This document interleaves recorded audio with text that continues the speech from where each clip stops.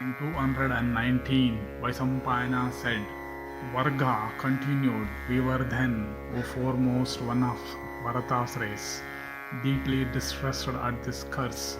We sought to propitiate that Brahmana of ascetic wealth that departed not from his vow. Addressing him, we said, inflected with a sense of our beauty and youth, and urged by the god of desire, we have acted very improperly. It behoveth thee, O Brahmana, to pardon us. Truly, O Brahmana, it was death to us that we had at all come hither to tempt thee of rigid vows and ascetic wealth. The virtuous, however, have said that women should never be slain. Therefore, grow thou in virtue. It behoveth thee not to slay us so, O thou that art conversant with virtue. It hath been said that a Brahmana is ever the friend of every creature. O thou of great prosperity, let this speech of the wise become true. The eminent always protect those that seek protection at their hands. We seek thy protection. It behoveth thee to grant us pardon. Vaisampayana continued, thus addressed that Brahmana of virtuous soul and good deeds, and equal in splendor. O hero, unto the sun or the moon became propitious unto them. And the Brahmana said, the words 100 and 100,000 are all indicative of eternity. The word 100, however, as employed by me, is to be understood as a limited period, and not indicative of a period without end.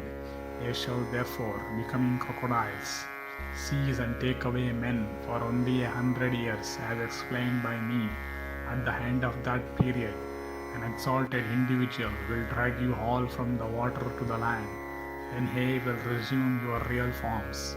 Never have I spoken an untruth, even in jest. Therefore, all that I have said must come to pass, and those sacred waters within which I assign you your places will after you will have been delivered by that individual, become known all over the world by the name of Nari Tirthas, or sacred waters connected with the sufferings and the deliverance of females, and all of them shall become sacred and sin-cleansing in the eyes of the virtuous and the wise.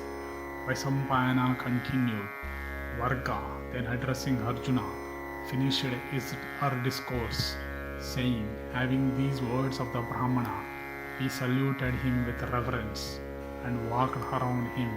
Leaving that region, we came away with heavy hearts, thinking as we proceeded, where shall we all soon meet with that man who will give us back our own shapes after our transformation. As we were thinking of it in almost a moment, O Bharata, we beheld even the eminent celestial Rishi Narada. Beholding that Rishi of immeasurable energy, our hearts were filled with joy. Saluting him with reverence, O Partha, we stood before him with blushing faces.